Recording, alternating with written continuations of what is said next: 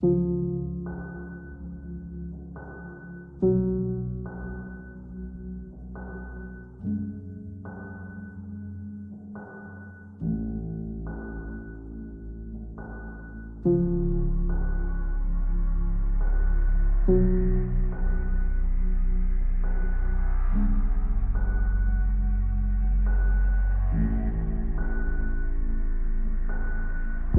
rewind like a VHS.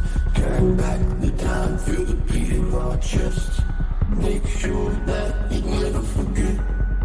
Let's rewind like a VHS. VHS, VHS. Let's rewind like a VHS. VHS, VHS. Let's rewind like a VHS. Let's concede that we wanna believe that the past was only a dream, just a place that we never could leave. Follow us on the way to retrieve. VHS, VHS. Let's rewind like a VHS. VHS, VHS. Let's rewind like a VHS.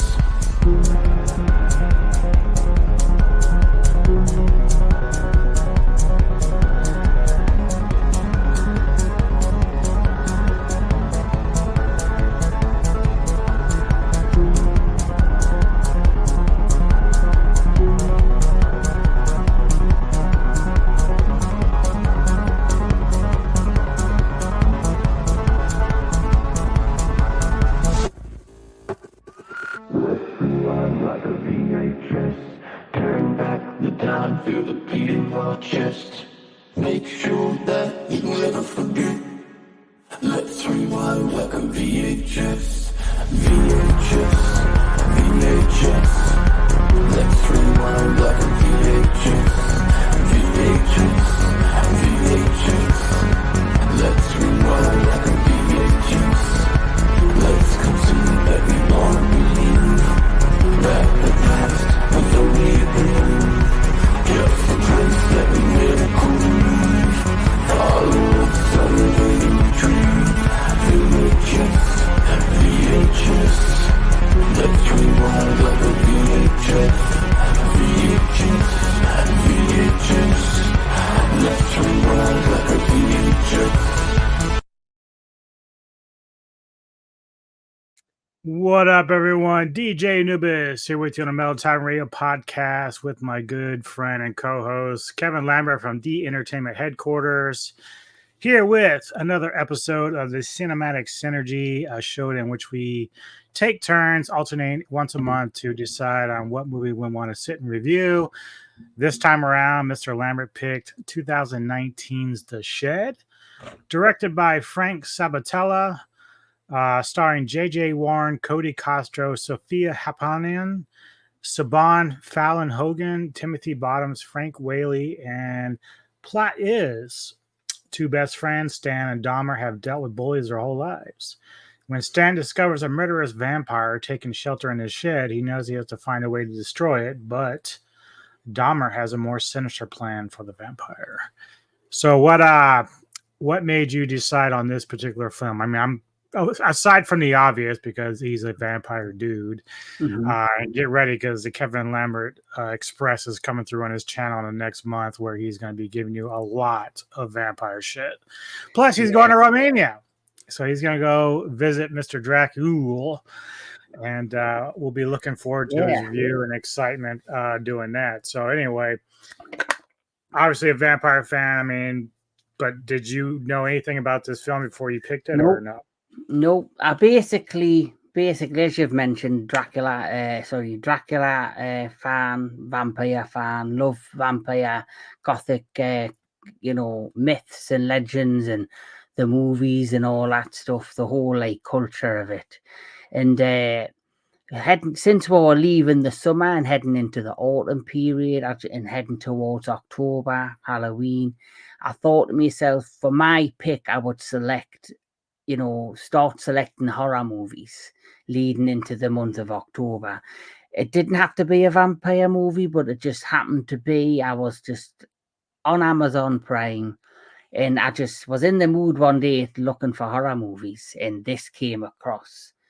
And I had never heard of it, and I had never heard of The Shed. I obviously read the plot synopsis like you've just read, seen that it was vampires, and I thought, right now I'm going to make this my next pick, and we could both watch it potentially for the first time together and review it on the channel.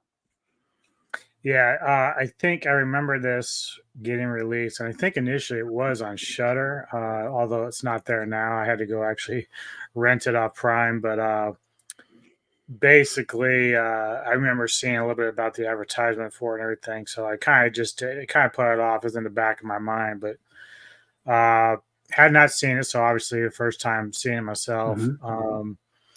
So basically, you have Stan and Dahmer, teenage guys, going to school right now, and the city there is a small little town that they're in. And I should point out first, we get this opening scene with this guy named Bane, who is running away from something in a forest with fog, and it's kind of like starting to become dawn, but it's still a little bit dusk in a sense that it's still very dark. But he's got this very shadowy figure chasing him down, and obviously it's pretty quickly learned that this is like some sort of Nosferatu type vampire that attacks him. And but before I guess the vampire can actually finish him off as far as food, sunlight hits them, and then the original vampire dies, which you have to wonder, it's not playing off the usual lore, like where if you're bitten by the master, like you're no longer going to be infected.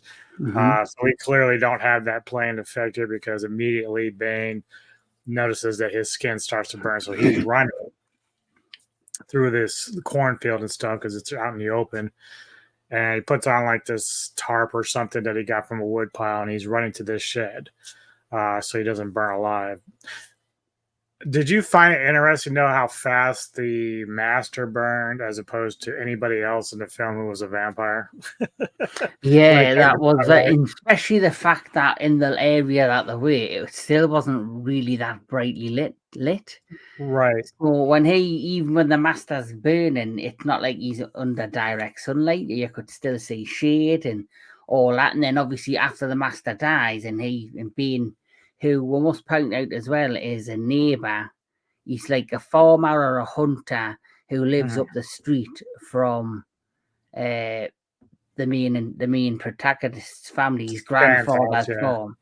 So I remember the scene where he's at the tree, and the sunlight on that side, the sunlight on that side, but he's literally just on one side of the tree with just the shadow of the tree covering him, and he kind of runs through the shadow of that tree, and then heads towards the barn or heads towards to find shelter.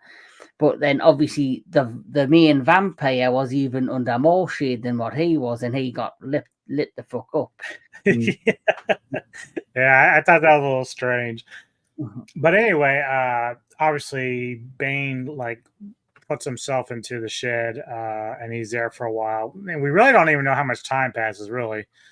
But Stan and Dahmer, they're high school kids, and clearly both are kind of like outcast a little bit. They both get bullied by a guy named Marble, I think it's his name. And there's a couple other buddies of his. They bully Dahmer way more than Stan. Stan can kind of at least fight and defend himself. But Stan comes from, his parents are passed away, so he's living with his grandfather, who's really like a grade A dick. Yeah, he's an abusive grandfather. He's obviously kind of lectured him about, I did this for you. He's like the boomer.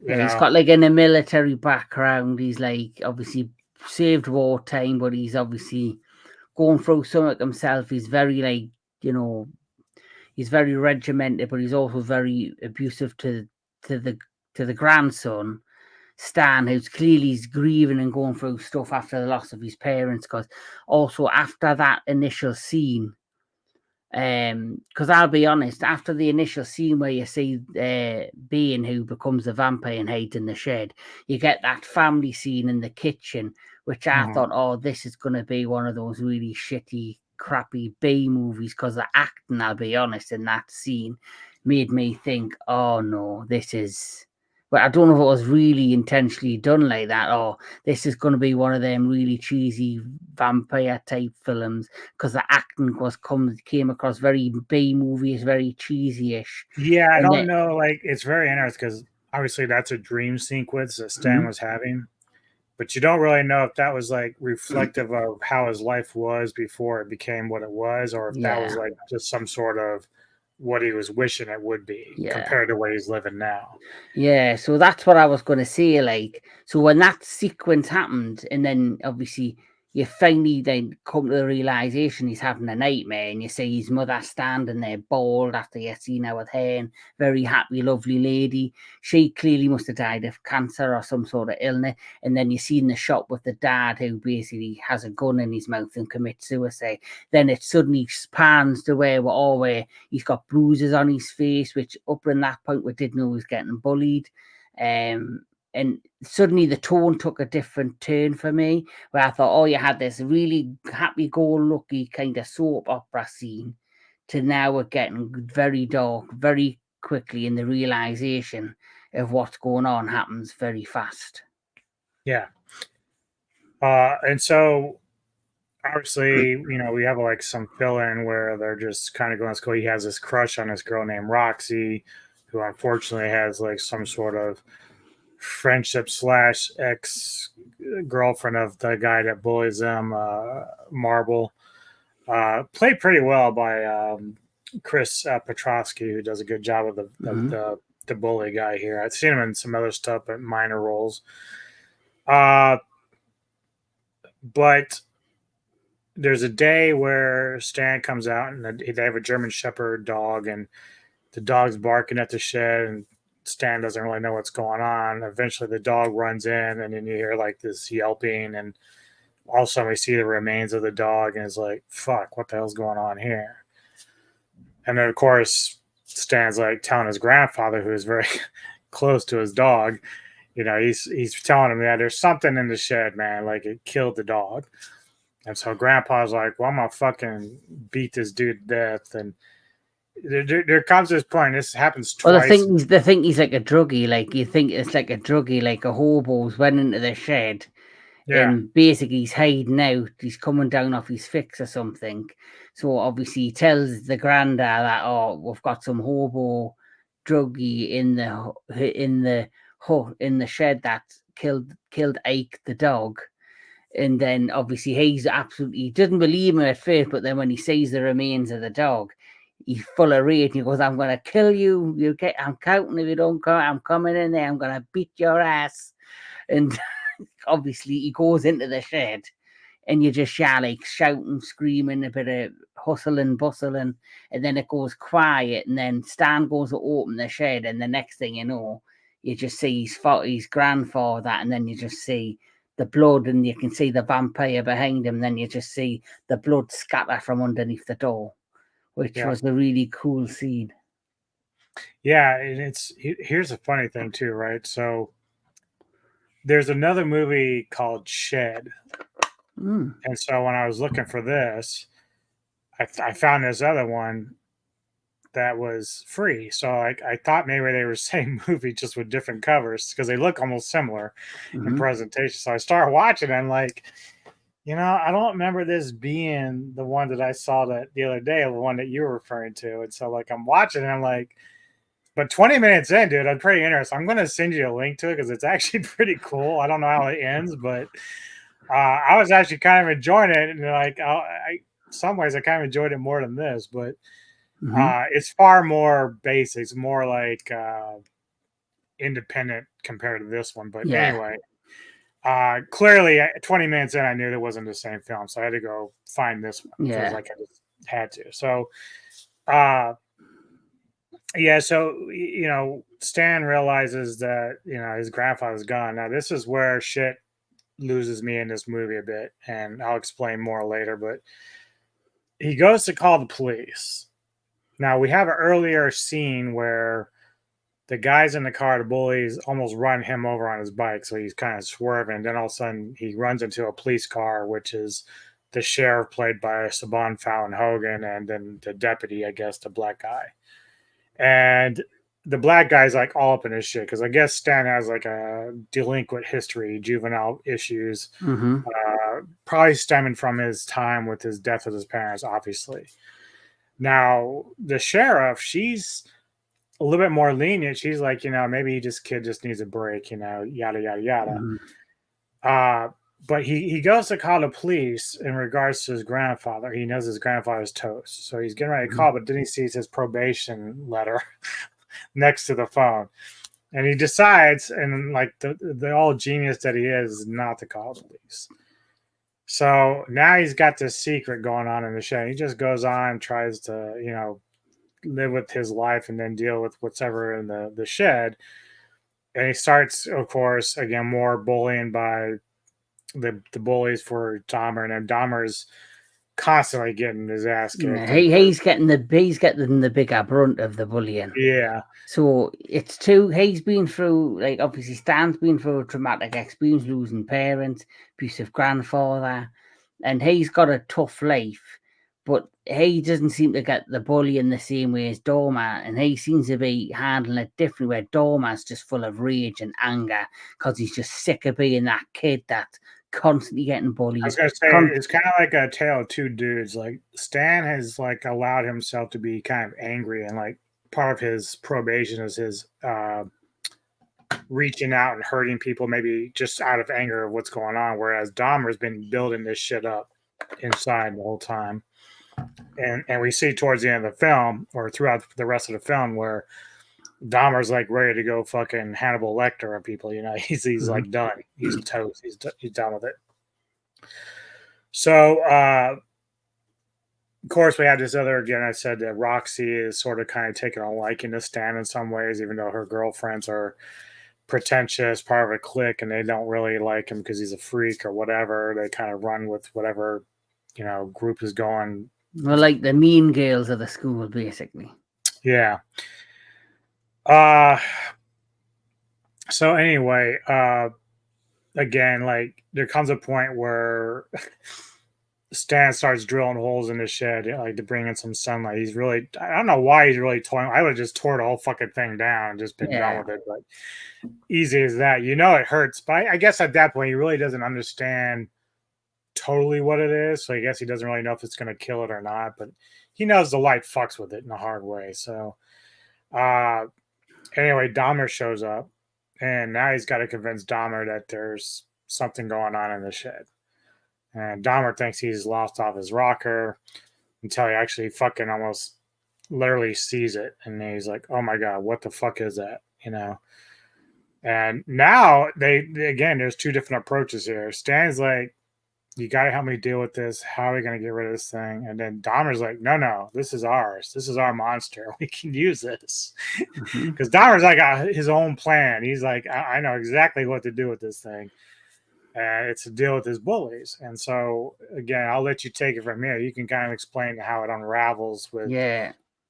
I will say this. The one scene I really did like from Stan is when, for whatever reason, Marble likes to really take shots at Roxy, saying, yeah, she was over my house last night, man. You can have sloppy seconds and all this. And it just pisses off Stan. He literally just beats him down in the school. Of course, that leads to teacher grabbing him and saying, you know what, we're going to go talk with your grandfather, and the sheriff's under the house, and then go ahead.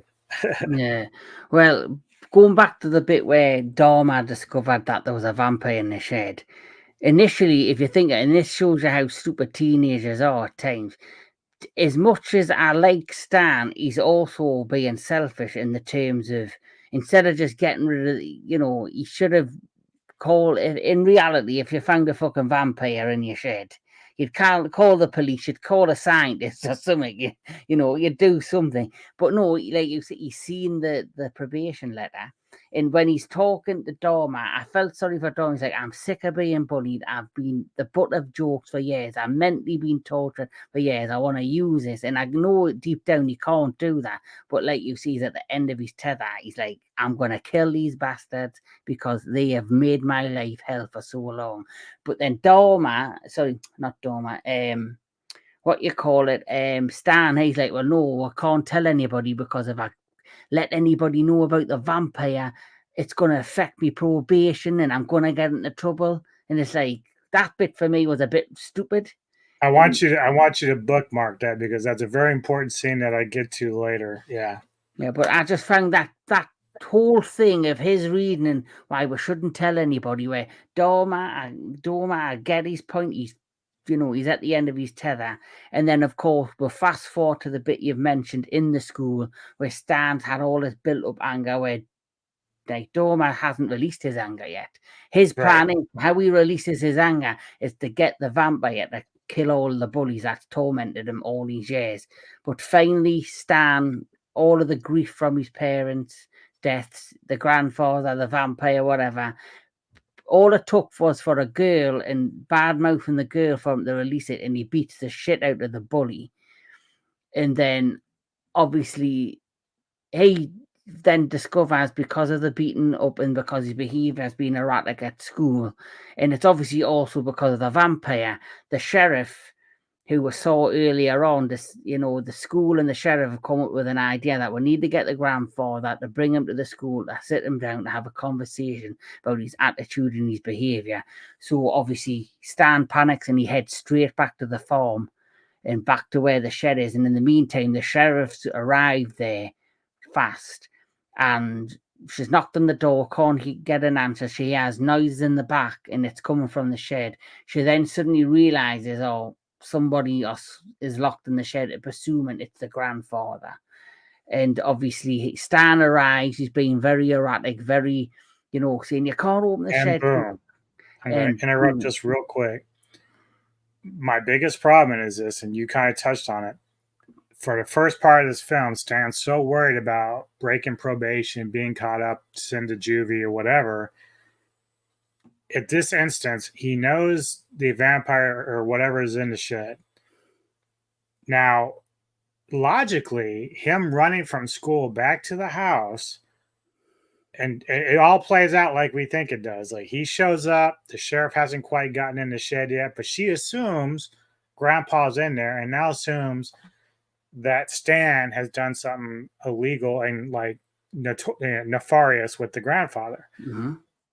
So the first mistake is Stan leaving school to run over there as if he is going to make it any better. Like, if she dies, which, she ends up dying, at least he's not there to take the blame. He's at school. He has an alibi. Yeah. The problem is that he's now sacrificing his probation to be accused of murdering his grandfather, because the sheriff now thinks that, or at least thinks that the father's locked up in there. Oh, he's abusing his grandfather or something. Right. And so, and this is the other thing that was a problem for him, because at the beginning of the film, you only see the sheriff occasionally throughout these two scenes. The first one, she seems very empathetic to him. But then this time, she's automatically like, "Oh my God, you're torturing your grandfather or something." So we don't get any kind of like character. Can I ask you a question though? Can I ask you a question? Do you think it was a missed opportunity with the deputy sheriff who we had the attitude with at the car? Yeah. You only see him in that one scene where he has attitude and he gives him talk back. He says something wrong. His would have been more sense for him to be there than the sheriff herself. Yeah, he already has like a lack of trust in Stan as it is. Yeah, so that was Deputy Sheriff Hasler, and so basically you had the scene where he like rode into the car and then he's checking, and he was like, "You're so lucky you didn't scratch his car, boy." And he's like, and then Stan's giving him attitude, and he says, "Don't forget, in a couple of years, don't forget, next year you're turning 18. You won't be going to juvie, you'll be going to real prison." And then he's like, and then Stan's like, "Oh, you would like that, wouldn't you?" And he's like teasing him. And it's like, so I honestly thought there would be good cop, bad cop kind of relationship, or the plot would have went to the point where, like you've mentioned, which would make better sense for him to get to the shed, the deputy, and then he's the one who gets mauled, and later on you could have had the actual sheriff and be involved later on somewhere in the plot. But I thought it was a missed opportunity, this part, and then you don't actually see the deputy after that exchange for their entire film.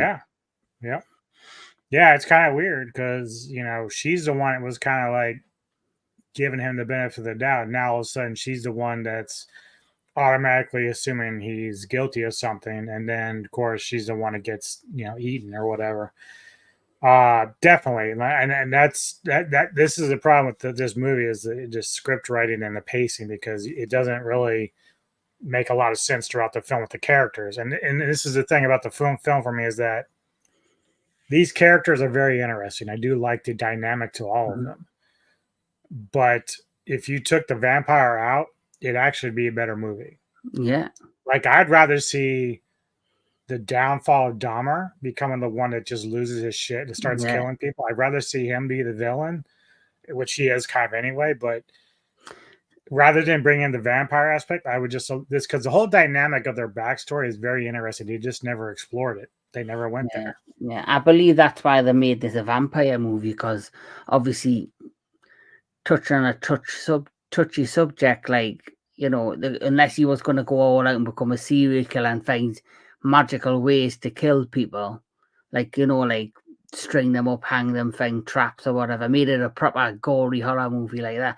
The only other way they could have done it is if they made it like where he lost his mind, he was going around shooting people, which this day and age with gun I laws, thought that, like, instead of the vampire, if they made Dahmer just like, let's say throughout 3/4 of the movie, it's a mystery of what's going on in that shed. Like, maybe Stan's hearing stuff, but never really ventures inside. And then, like, there's this big reveal towards the end, like, even with Dahmer kind of being out there with them, when they finally get into the shed, they find these body parts and stuff, and they realize that Dahmer's been sneaking in there and killing people in the shed, including the grandfather. Like, that to me is a cooler approach to the story. Definitely, that could have worked. Yeah. But as it progresses, you see the sheriff get killed, and she loses her arm in a very grotesque way. And then just when you think, couldn't get any worse, along comes the head bully Marble, who, he feels embarrassed. He was beat the fuck up at the school by Stan. So then he turns up and he, starts bullying and beating up Stan. And then suddenly Dahmer comes out of nowhere. But Dahmer, when he turns up, he's picked up the sheriff's gun. And he's pointing it and he's threatening. I thought that the acting in this scene was brilliant by all the actors involved. You could see the hate in Dahmer's eye. You could see that he was just, didn't give a fuck. Because, he basically, the bullies just set themselves up to be killed at this point. And Stan's trying to talk him out of it. And then obviously he leads them to the shed. He tells them to go in the shed. And then you just hear the mauling behind the door. And this is where you see this conversation with Dahmer and Stan basically, saying, we can't keep doing this. You can't do this. And he's like, fuck everybody. Dahmer's like, fuck everyone. This is the way it's got to be now. This is the way this has to happen. And then the next thing they're having this argument. He's got the gun. They're fighting over the gun. Next thing I know, Stan gets hit by the gun via Dahmer and he's knocked out. Now, this for me, after this point, is where, like you said, the pacing and the editing, or the way the film went totally in a way that I wasn't expecting. Because the next thing the girlfriend, the ex-girlfriend of the bully, just miraculously turns up at the farm. Right. And she's standing up. What's happened? What's going on? What's in the shed? And the shed door is wide open, by the way. They find the shed door, which is constantly being barricaded shut, is now wide open. And what's going on? Oh, you can't go in the shed. Don't go in the shed. Blah blah blah blah. She screams out loud because she then notices the dead sheriff's arm lying on the floor in the distance, and she's looking at him like he's a psychopath. Stan. And he said, "No, it wasn't me. It wasn't me. I didn't do this. There's something in the shed. Don't panic. I'll sort it out." He then decides to go into the shed. Out of all the times, he's never been in the shed, but he finally decides to step into the shed. And this is where I thought there was a missed opportunity. There feels like there's been something chopped off, edited, and left on the editor's floor. I don't know if you felt that way, because the next thing you know, you see the bully standing in front of him, who you can tell straight away is dead and is just being held up. And immediately goes, Bane, drop the body. But when the body gets dropped, it's not Bane standing there. He has kind of, I guess, what was meant to be the shock of it all. It's actually Dharma. And Dharma has now been converted into a vampire, which was kind of shocking, but I was also kind of disappointed because I was hoping his character would be in this for the long haul up to the end. And it was the way it went about. I felt like there was no build up to this scene. There was no kind of, anything hinting this was going to happen. Yeah, that's the disconnect, because there's no sense that you can gather, really, at least until the very end. We assume that Bane and the vampire in the beginning also, I don't want to say there's no intelligence there, but they don't really act human in any way. So every time Bane has attacked somebody, it's been out of like almost like feral. Mm-hmm. So he's just hungry, just eating and eating and eating. You never get a sense that Bane is like talking to them in some way, like, "Hey, I can make you like me." You never get any of that. So now, as you just pointed out, Dahmer's standing there. He's been converted. It's like, well, when did this discussion happen? Was he talking to the vampire the entire time? What's going on here? Like, how did this happen? Like, it doesn't even make any sense. It just, like I say, it's like the last scene with Dharma is where he accidentally hits Stan in the side of the head with a gun and knocks him out. Then the screen goes black. The next thing you know, he's waking up on the floor with the hot, potential girlfriend saying, "What's going on? What happened?" Out of left field, out of nowhere, she turns up. Dharma's missing, and you just think, oh, well, the vampire's not in the shed. You just think something's went away. You would have thought they would have featured a scene where he's negotiating with the vampire and making a deal, like, make me one of you and we can run the town together, or I'm going to help you get out of here. And I'm going to help you release hell on the world or something, because he's so full of hate and anger now because of the many years of bullying that it's just turned him, like you've mentioned, into this. He's finally flipped. He's finally lost the plot, and he's finally like, let me be one of you and we'll raise hell together. But that's not what happens. It's just so out of left field that he's now a vampire in the shed. And then that's not the only injustice of this, of the editing being left on the editor's floor. It's what happens next with Dharma. It happens so fast and out of nowhere, you think, is this it? All this build up, and even the plot synopsis says Dharma has a sinister plan, which the sinister plan didn't fucking go anywhere, really. So... Can you also explain this to me? So when Stan entered that shed and Domino was there, it's still daylight. Mm-hmm.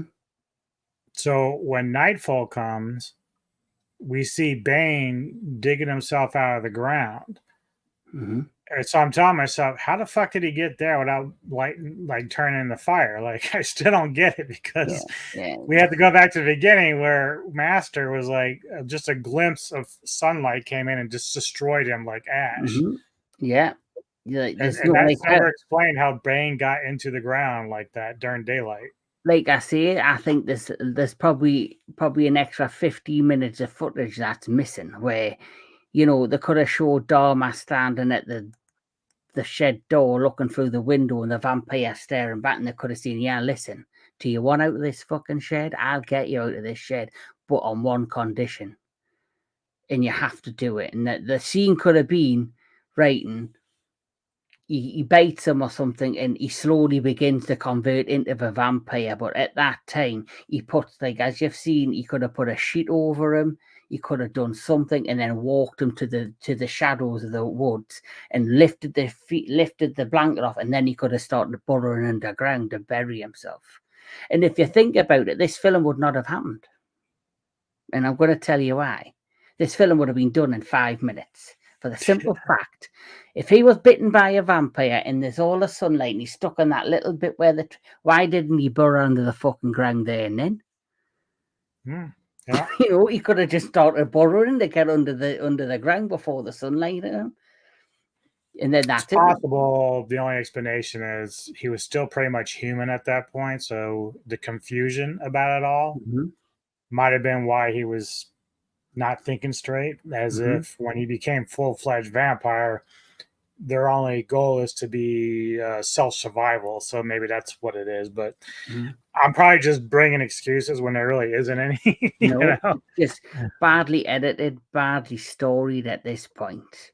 Yeah. But like, there's just a whole sequence missing of why did he become a vampire, Dorma, and where did this all go? And like, anybody that seems to get bitten instantly is a vampire in seconds, which we'll notice later on in the film. So obviously, Dorma's now a vampire. They have a bit of a scuttle. He took like a makeshift stake into the shed with him, thinking he was going to kill Bane, which he ends up having to use on Dorma.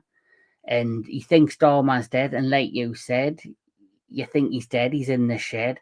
But then there's that sequence where I guess it's trying to do a jump scare moment where the shed door opens and Dorma in vampire form comes flying out the shed, but falls to the ground once he's in pure daylight and is instantly disintegrated. And, you know, so. Or not.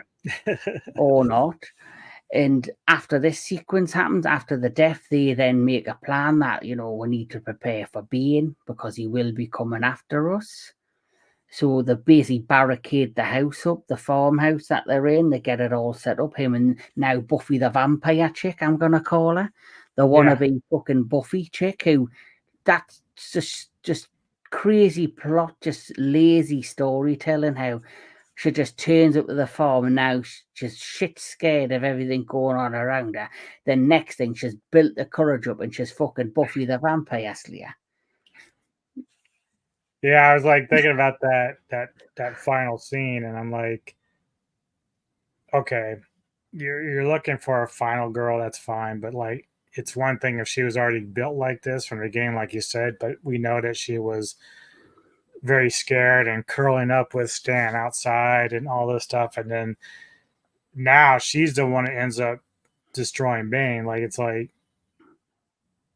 you know, Stan's supposed to be pretty much a badass on his own right, like he can defend himself, but now we're to believe that he can't do it. Like, I'm lost with it. Like, I'm just before we even get to that bit, you then have with the most stupidest sidekicks ever.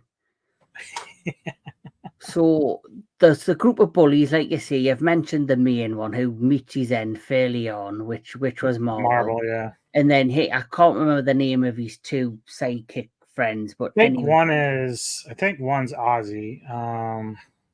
So you've got Ozzy. Also, is it Pitt and Ozzy? So Pitt and Ozzy are the two. Yeah. And I believe one of them, the ginger-haired skinny kid, was actually friends with Stan because he's even said he was friends with him at the one point. But then he joined the side of Bane because clearly it's best to be on the side of the bullies and getting picked on. So these two guys just decide to rock up to the house immediately when the sun's gone down, might I add. Right. And they're both on the porch, and they're banging on the door. Where's Mabel? Where's he? His car's here. He's not here, but his car's outside. He loves his car. What's he doing? You've got it. And then the next thing, Pitt, I'm assuming it's Pitt, the ginger kid, turns around and he can see some. Pitt's actually the black guy, the black kid. Well, Ozzy then is the one who's walking toward. Sorry. He sees like a shadowy figure walking towards him, and he really starts getting frightened. And he's like, "I'm out of here." But then this bit doesn't make sense because you're seeing the shadow walking towards him. Next thing, he's getting lifted up in the air and he's getting pulled onto the porch roof. And the next thing, Ozzy's now brought into the house, and he's like, "Right, we've got to, what we're going to do, how we're going to sort this out." And then them two've got makeshift weapons, guns, whatever. And he's like, "Right, I'll just follow you guys." And then they try to make a lot of jump scare moments or like intense, moments like creepiness, like walking in, creaking the doors, creaking the windows. And then it's soon, Ozzy's inside, I guess, one of the empty rooms where the window's banging. And he struts the window. As he turns around, you see now a converted Pitt who obviously attacks him. Who it must show you how fast they get converted into vampires in this flick. And then the next thing you know, it's them two against Stan, who's barricaded behind the door. And then suddenly the weapon that Ozzy had was like an axe, and he smashes the door in and sticks his head through. And it's the best scene in the film. He gets his head blown off because of the shotgun that Stan's filling like up. Ash of the Evil Dead style. Yeah. And as he shoots him in the head, he also shoots Pitt in the gut, takes him out as well. So the final scene is you have, Buffy the Vampire Slayer sitting in the stand room, looks under the bed, assuming there's a vampire there. Then she's looking at photos and all this of like Stan's life, and then she gets dragged from behind and taken into the attic. And then the final scene is there's a bit of a confrontation, a bit of a back and forth. Bane's like, after Stan, and then, Stan, because he's a fucking dickwad, has a knife in his hand, and he throws a knife, it misses the vampire Bane, and it goes straight into her shoulder. Which was stupid. And then the next thing, she's now flying in agony and Bane's overpowered Stan. And the next thing, Buffy gets up and she stands and she goes, fuck you, motherfucker. And she basically slices his head clean off his shoulders. End scene, end film. They embrace, they're all nice and cuddly. They go into the villain's car, into the bully's car, Mabel's car. And they're having a conversation, and then suddenly they're like talking about, well, what if this isn't the last vampire? Maybe there's more out there. Next thing you hear noises in the background, hinting. Yeah, what I remember is they fell asleep in the car, and then this is my theory. He says something like, did you lock the trunk? And she said, I thought you did. And then the trunk opens up a little bit. Again, during daylight. Mm-hmm. I assume that would be Dahmer. I would assume they would have probably put his body in there because they put him in the shed the first time, even though he made his way back into the house anyway. But this is the other thing I have a problem with. So you said it earlier about Bane not digging the dirt early in the movie.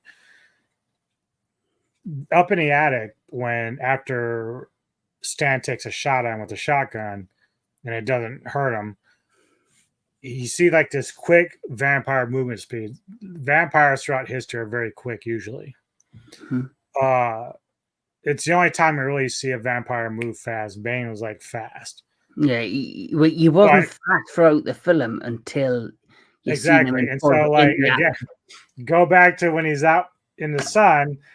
If he's that fast, he should be able to get to that shed and lickety split, like no problems, right? Like the sun really wouldn't be able to affect him that much. Yeah, maybe that's how they explained it. Once he was fully formed and fully evolved, he had the ability to, but then at the same time, it doesn't explain why the master got killed, because he should be like a fucking cheater against the sun, Yeah, it's like the minute the sun hit the master, he should have been like gone into the shade somewhere. You're probably right. You're probably right when it comes to Dahmer, because he got stabbed in the side. He didn't get stabbed in the heart. He didn't like get his neck cut. So he was stabbed, and yes, he did have the sheet tied over him to try and save him. They might have picked his body up, put it into the boot of the car where his body might have regenerated. Then that's the other thing. That scene is really the only comedic part in the movie. Mm-hmm. The entire movie is dealt with serious issues, and then at the very end, they thought they would get cute with some little comedic line, like almost like Fright Night type shit. Mm-hmm. I'm like, what are we doing? Who did this? Why did you do this like this? It just made no sense. Like, and I think you're right, man. I think there's a lot of this film that was edited out because they just ran out of budget or whatever. Yeah, or if they had filmed scenes, they've just cut it and they've just left it on the floor. Like, the biggest pet peeve is they had built up Dahmer so well, and you had two sides of how to handle bullying and grief and, being abused and, anger issues, two different people with the same problems and both dealing with it in their own way. But the difference is, they could have made Dahmer even darker by showing the whole situation with, like Dharma's a badass in this scene, but they should have showed Dharma at least converting with a vampire to explain why he got converted into the vampire. The fact that entire segment was took out makes no sense. Yeah, it just the thing is, like, these characters are so well written in terms of what they're supposed to be. But none of it is stringing together that makes any sense because again, here's a scene where earlier in the movie, this is the only time we see her outside of like a quick glimpse, like a few seconds before this, where she initially is the only one kind of like giving him the benefit of the doubt that the death of his parents is why he's struggling. But here, she automatically assumes that the grandfather has been locked away by Stan, and then she's like, no, you're fucking evil. I'm gonna take you to jail, yada yada yada. And then of course she gets killed. But then of course the attic scene here, and I just threw some clips together just to kind of give an idea of what's going on. But, but I agree with they should have flipped the script and they should have had the deputy go to the shed. Because her being there makes no sense, and how her attitude changed on a flip of a day made no sense. She gave him the benefit of the doubt earlier, even when she was at the house and she was questioning, "Where's your grandpa?" They didn't even explain. Like, she seen his cane lying on the floor in the middle of the living room when she shut the door. If you were gonna keep her there, like she should have been not like unholstering her gun. She'd have her hand on it, but she should have been like, Stan, I need you to stay right there, and I need you to tell me what's going on. What's going on with this shed? You would think that's a logical approach for someone who's like trying to understand this kid and the shit he's going through, but she automatically just turned over into the deputy. And it's like, I agree with you. I think the deputy makes more sense in that position. But I think was that a scripting issue? Was that a story issue where they had wrote a certain way that the sheriff's story was going to go, and then they thought, right, we've got a sheriff, we've got a deputy, we've got good cop, bad cop. But then they make the thought, like you mentioned, editing reasons, story, budget reasons. Well, we can't have both actors in the film or both characters in the film all the way through because of budget, because of money. So we need to take one out. So I would have just took the sheriff out and just had the hard-ass, deputy go to the house, question him, go, "Where's your grandfather, motherfucker? I know you're a bad egg. You're a bad kid." And then that totally makes sense. And what they should have done is they shouldn't have made him or her drive him to the school just to make that whole scene to go back to the house. What they should have done is they should have, as soon as she seen the cane on the floor in the living room, which tells me there's more editing issues and there's something else amiss, because she would have seen, well, why you need, she knows the grandfather well, and she knows he walked with a cane. His cane's on the floor, but he's not know. I would have immediately searched the house. Yeah. I would have been like, well, why is your grandpa's cane on the floor? Oh, you've just said he's in town, but his car's still parked there. There's too many things that a real police officer would be like, red bells, right? No, you stand here. Let me search your house. Let me look for your if there's nothing. That's a great point, because if she'd seen the cane, now she would need a warrant to get in there, but she could say, all right, I'm going to drop you off at school, and then you can show her contacting the deputy, say, I need you to go over to their place and just stand outside, look around. I'm going to get a warrant from the judge, and then we're going to go in and search the house. Now he can be there. And then once the teacher tells Stan, well, the cops are going to be at your house anyway, and that's when he runs into the deputy. That would make more sense. Yeah. Totally. Yeah. That's a big foobar in the director's part. Yeah. And I just think it's because of budget and money, and actors cost money, so maybe they just didn't have enough, or maybe they just, like you say, for me, it's a mixture of editing, budget, and also storytelling.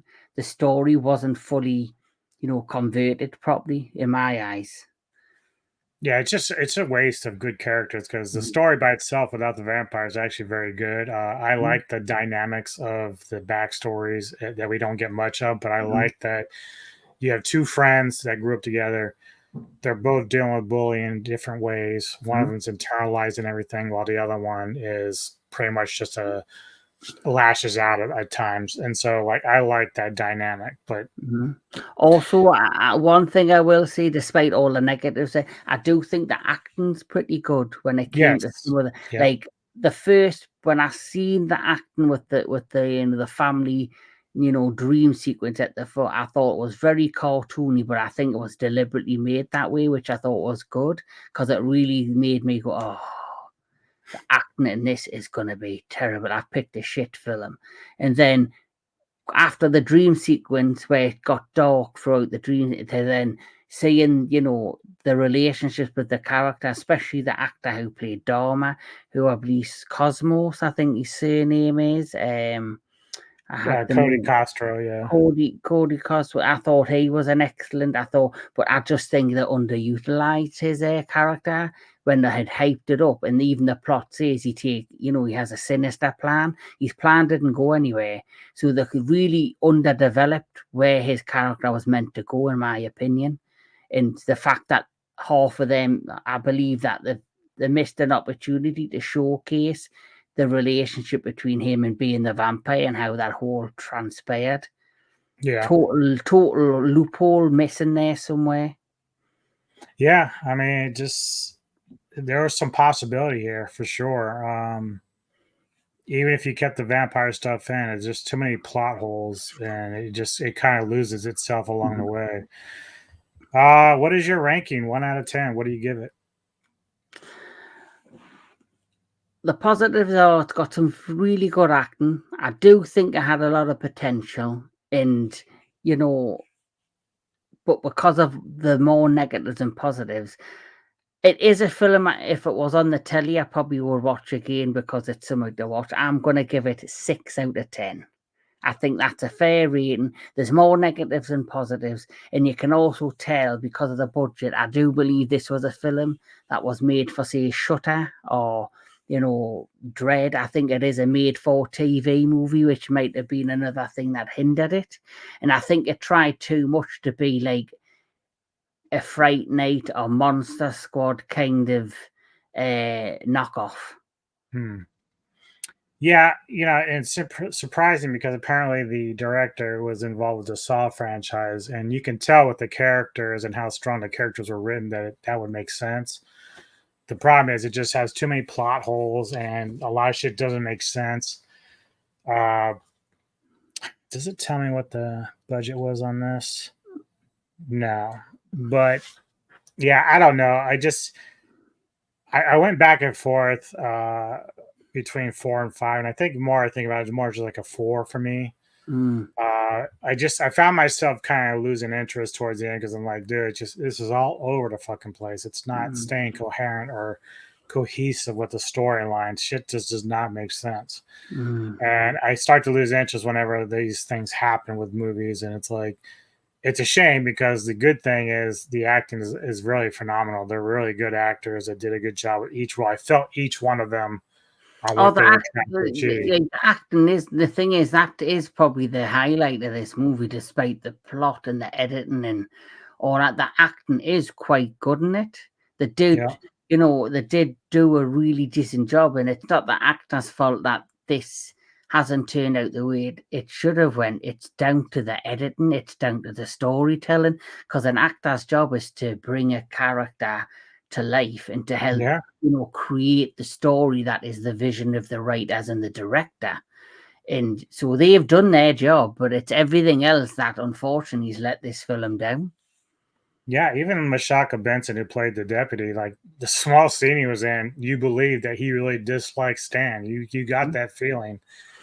Yeah, you never see him throughout the rest of the film. Yeah, and they kind of hinted that they were going to butt heads later on, but especially when he said, "Oh, you're not going to be going to juvie next year, boy. You turn 80." And he was like, "You'd like that, wouldn't you? I think you like the fact that I'm not going to be 18 for much longer." And he's like, "You better watch your mouth, boy." Yeah. I mean, the acting is really good. It's just wasted on this. Like, it's too bad. So what do you got coming up on the entertainment headquarters? Well, later tonight, I am going to be doing my continuation of the classic kaiju movie reviews, and I'm going to be reviewing Gappa 1967 with Anthony Jordan, Sci-Fi Century, Mr. Jedi Granville, aka Walter Rawls, and the Professor Daniel Miller. And of course, next week we have a few things coming up. We have our Into the Darkness discussion, I believe, which is the Warlock discussion.